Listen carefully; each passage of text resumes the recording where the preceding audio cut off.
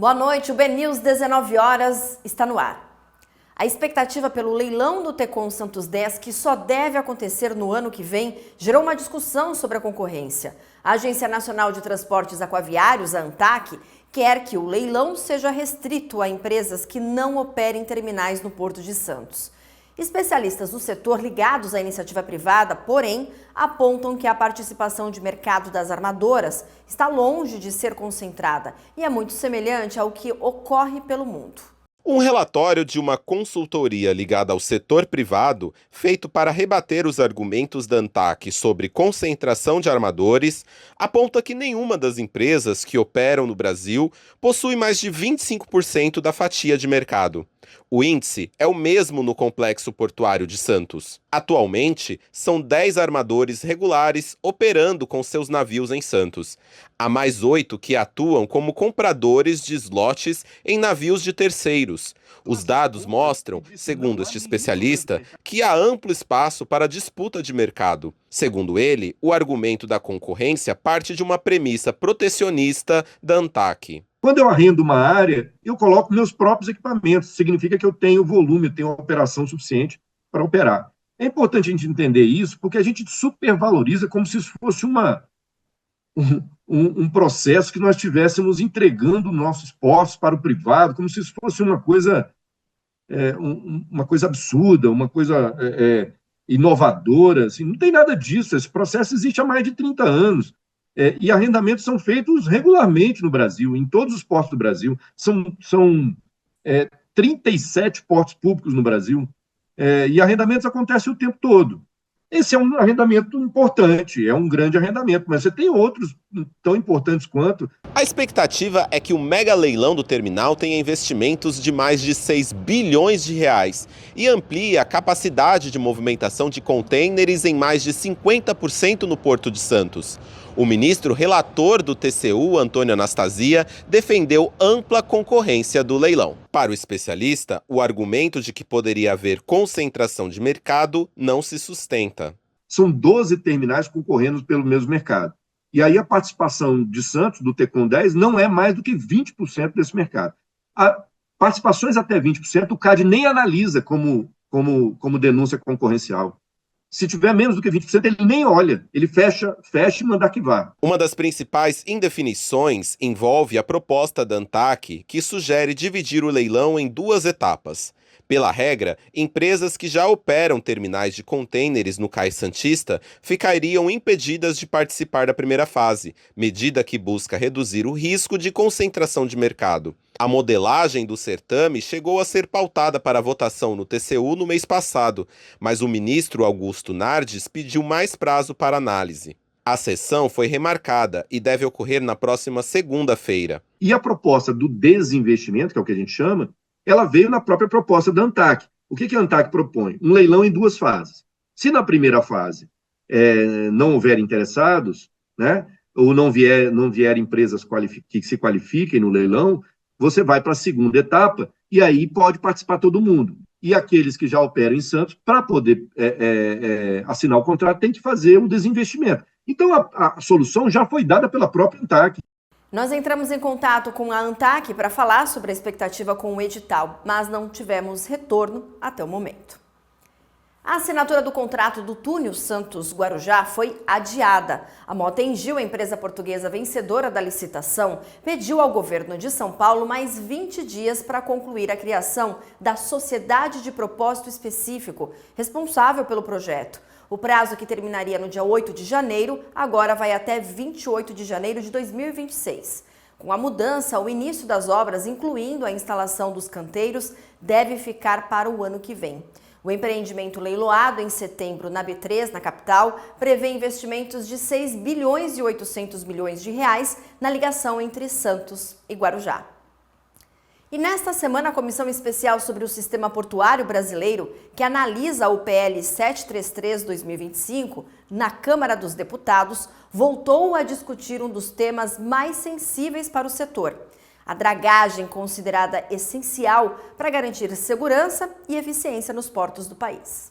A audiência pública realizada nesta quarta-feira reuniu representantes da dragagem, da praticagem, do agronegócio e de operadores portuários. O encontro buscou consolidar informações técnicas para atualizar o marco regulatório do setor. Parlamentares destacaram que o tema é decisivo para a competitividade do Brasil, especialmente no agronegócio, que vem alertando sobre os riscos do esgotamento na infraestrutura portuária, da possível retirada da modicidade tarifária e dos impactos diretos no custo de exportação. Todo porto a gente entende que é estratégico. Pode não ser estratégico numa visão de país, será estratégico necessariamente numa visão de desenvolvimento econômico regional. Então, a nossa ideia é que essa estratificação talvez não fizesse sentido, né? A retirada do conceito de hidrovias, como eu já abordei, né, a presente legislação, em estrito senso, trata do setor portuário, e a pauta hidroviária deve ser objeto, muito provavelmente, no âmbito do que a gente chama de BR dos rios, numa outra estrutura que vem sendo discutida aqui mesmo nessa casa. Um dos pontos centrais da reunião foi a dragagem de manutenção, citada por todos os setores como indispensável para manter a profundidade adequada e evitar prejuízos bilionários. Especialistas destacaram ainda a necessidade de planejamento permanente e monitoramento por batimetria para reduzir custos e ampliar a segurança da navegação. A dragagem é a respiração do porto, né? Se a gente não olhar com cuidado, o porto morre, o porto acaba, né? E como foi falado aqui, né, pela Gilmara, a cada 20 centímetros de calado, num Panamax, por exemplo, pode ser, ela falou 90, né, mas num Panamax, por exemplo, 20 centímetros pode significar cerca de 240 teus a menos ou a mais, se você tiver. Em termos de tonelada, algo em torno de 1.500 toneladas. Então, nós estamos diante de uma questão que é vital para o setor portuário. E esse PL, ele endereça, né, de fato, essa questão da dragagem, mas tem alguns pontos que poderiam ser incluídos, né, nesse PL, e o primeiro deles, eu cito, que é o inciso 7º do artigo 8º da Lei 15.190, né, que fala sobre as dragagens de manutenção. Outro alerta veio sobre as dificuldades enfrentadas por terminais de uso privado, que hoje convivem com calados reduzidos e limitações operacionais que afetam a carga transportada e o custo do frete. E eu acho isso verdadeiramente um absurdo. Nós recentemente estamos vivendo um problema lá em Itaguaí, exatamente dentro dessa linha. O calado vai diminuindo, navios de grandes dimensões, que fazem transporte de material de baixo valor agregado, como é o caso do minério de ferro, e que, obviamente, tem perdas absurdas, porque o frete continua sendo pago e eles não podem carregar um navio completamente. O relator da proposta, deputado Arthur Maia, do União da Bahia, afirmou que dragagem foi um dos temas de maior convergência entre especialistas e parlamentares. Ele criticou a exigência de licenciamento ambiental para dragagens de manutenção, lembrando que o Congresso derrubou esse veto na semana passada. Eu acho um absurdo a gente ter que fazer solicitação de licenciamento ambiental para fazer uma dragagem de manutenção, né, que na verdade alguém falou aqui com muita propriedade, nada mais é do que o desassoreamento, né, que é normal e sempre vai acontecer em qualquer porto do planeta. Então, aqui no Brasil existe essa possibilidade, essa exigência absurda de se fazer um novo licenciamento para se fazer uma dragagem. Havia, entretanto, sido aprovado na Lei de Licenciamento Ambiental, no Senado, já a extinção desse tipo de licenciamento. O presidente da República vetou, e isso veio para o Congresso Nacional, e numa sessão na semana passada, nós conseguimos, diga-se de passagem, por uma larguíssima margem, derrotar e derrubar o veto presidencial. Com a derrubada do veto, passa a valer a dispensa do licenciamento ambiental para dragagens de manutenção. Mas parlamentares reforçaram que ainda há muitos pontos técnicos e regulatórios a serem enfrentados no texto final do PL 733 de 2025. A comissão especial presidida pelo deputado Murilo Galdino, do Republicanos da Paraíba, segue um ritmo acelerado na análise de emendas e deve convocar a próxima reunião oportunamente. Avançou na Comissão Mista de Orçamento a proposta da LDO de 2026, que libera recursos da União para a construção e manutenção de rodovias estaduais e municipais ligadas ao escoamento da produção e retira a obrigação de aplicar emendas em obras inacabadas.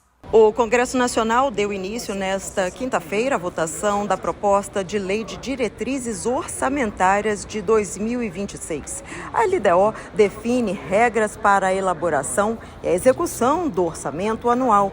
A proposta prevê superávit de mais de 34 bilhões de reais. O relatório final da LDO 2026 prevê, entre outros pontos, investimentos para as rodovias. O texto autoriza a destinação de recursos da União para construção e manutenção de estradas estaduais e municipais ligadas à integração de modais ou ao escoamento da produção. Na infraestrutura, questão da duplicação da BR-230, também em Campina Grande, a questão da alça sudoeste, então a triplicação em João Pessoa e a duplicação da alça Campina Grande também tem previsão de recursos. A infraestrutura está no escopo das relatorias setoriais, que têm como objetivo analisar e consolidar as propostas de cada área temática, apresentando pareceres que orientam a alocação dos recursos públicos dentro da lei orçamentária anual do país. O deputado federal José Nelto foi designado relator setorial de infraestrutura, Minas e Energia pela Comissão Mista de Orçamento do Congresso Nacional. A relatoria é responsável por estimar a receita e fixar a despesa da União referente às unidades orçamentárias dos Ministérios de Minas e Energia, dos Transportes e de Portos e Aeroportos, além de todo o setor de Minas e Energia do Brasil. Eu fui escolhido pelo meu partido, União Brasil, para ser o relator setorial da infraestrutura do Brasil. E nós que temos um trabalho importante, que é a ligação do Vale do Araguaia com Brasília e também com o Mato Grosso, Ribeirão Cascalheira e todo o noroeste do Mato Grosso. O mais difícil nós já fizemos. E depois nós trabalhamos, salvamos a ponte do Rio Araguaia, lá de Luiz Alves, em São Miguel do Araguaia, e na qualidade do relator da infraestrutura, possamos colocar uma emenda, minha, relator setorial, para a bancada do Mato Grosso, para que a ponte não fique lá pronta e do lado do Mato Grosso a gente não tem a obra. Essa obra precisa chegar rapidamente em Ribeirão Cascalheira. Não tem sentido fazer a ponte, uma ponte que custou 200 milhões de reais, que é uma obra de arte. Então vamos em conjunto, eu me proponho, já me coloco à disposição desta obra, esta obra que vai mudar a região do noroeste do Mato Grosso. Eu colocarei parte também da minha emenda, da minha relatoria da infraestrutura, essa obra, esse asfaltamento, dizer, pelo menos inicialmente de 20 quilômetros, para sair da chamada região da Goiaba, e duas pontes no Rio das Mortes e no Rio Cristalino, e o restante é só o DENIT levantar o grade dessa obra. Era 12 anos, há 12 meses, essa obra, essa estrada estará em condições perfeitas para o trânsito até ela ser totalmente asfaltada. Na qualidade de relator, podemos contribuir mais e continuarmos juntos, melhorando aquela região do Vale do Araguaia e do noroeste do estado do Mato Grosso. O relatório final da LDO 2026 retirou o dispositivo que obrigava a aplicação de recursos de emendas em obras não concluídas. Para os 16 relatores setoriais do orçamento, foi destinado R$1 bilhão. Os relatores setoriais poderão remanejar recursos até um determinado limite. O maior limite é de R$400 milhões para as áreas de infraestrutura, saúde, cidades e defesa.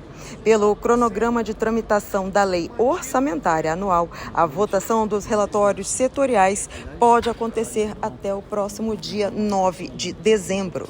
Vamos agora para o portal bnews.com.br. Eu destaco uma notícia da região Centro-Oeste que supera 1 milhão de passageiros em outubro no setor da aviação regional, que segue em expansão. São dados divulgados pela Agência Nacional de Aviação Civil que indicam que em outubro de 2025 os aeroportos da região registraram mais de 1 milhão de passageiros embarcados em voos domésticos, representando assim um aumento de 6,5% em relação ao mesmo período do ano anterior, quando foram contabilizados também pouco mais de 1 milhão de embarques, mas há uma diferença muito pequena. O aeroporto de Brasília concentrou a maior parte do tráfego, com 63,84% da movimentação total, seguido por Goiânia, depois vem Várzea Grande, em Cuiabá, Campo Grande.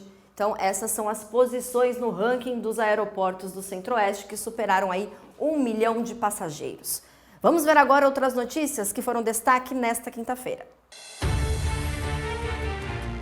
A Petrobras e a Shell arremataram juntas 2 das 3 áreas no pré-sal nos campos de Mero e Atapu, que foram a leilão por 8,8 bilhões de reais. O consórcio entre as duas empresas não teve concorrência. O valor foi abaixo dos 10,2 bilhões de reais esperados pelo governo federal, já que não houve lance pela fatia da Tupi. O presidente da estatal PPSA, Luiz Fernando Paroli, disse que a União não perde com a ausência dos lances, uma vez que continuará recebendo e vendendo óleo referente à sua participação na área.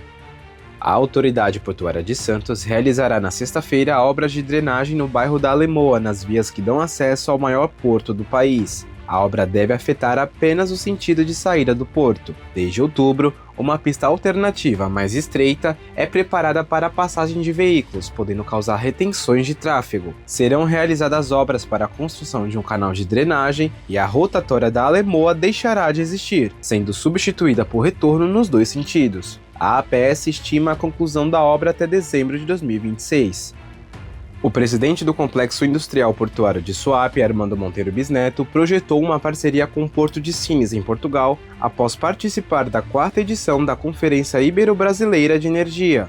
Suape pretende formalizar uma aproximação com o Porto Europeu para a exportação de frutas. O Porto de Sines é o complexo europeu mais próximo de Suape, e a parceria é considerada estratégica para transformar o litoral pernambucano em um hub logístico voltado à recepção, processamento e distribuição de frutas brasileiras. Os aeroportos do Nordeste registraram alta no movimento de passageiros em outubro. Foram 1,7 milhão de pessoas transportadas, somando os voos nacionais e internacionais. O destaque é o aeroporto de Recife, que liderou o ranking com 857 mil passageiros, alta de 2,7% em relação ao mesmo período de 2024, representando 1/4 de todo o volume nordestino. O top 3 se completa com Salvador e Fortaleza, que também superaram os números do ano passado. O Porto de Santos vai receber na semana que vem, no próximo dia 9, a 6ª edição do Caravanas da Inovação Portuária, uma iniciativa do Ministério de Portos e Aeroportos em parceria com a Agência Nacional de Transportes Aquaviários, a ANTAQ, e o Hub Brasil Export. O evento é gratuito, as inscrições estão abertas. Uma oportunidade para quem participa, não apenas de conhecer as inovações e tecnologias, mas também conseguir se preparar um pouco mais para esse que não é mais o futuro, que já é realidade de muitos portos, e como que a gente pode se adequar. E o mais interessante é que o evento é gratuito, é aberto ao público, as inscrições ainda estão abertas, mas restam poucas vagas. Esse ano nós já tivemos as Caravanas da Inovação Portuária em Recife, no Rio de Janeiro. A gente rodou o país, e essa 6ª edição ela finaliza aqui em Santos, para que a gente consiga utilizar de todo esse recurso que nós temos aí do maior porto da América Latina, né? E mostrar o que tem sido feito de inovação aqui e como que a gente pode escalar isso para o resto do país também. O BNews 19 horas fica por aqui. Uma excelente noite para você. Voltamos a nos encontrar amanhã com mais notícias. Até lá!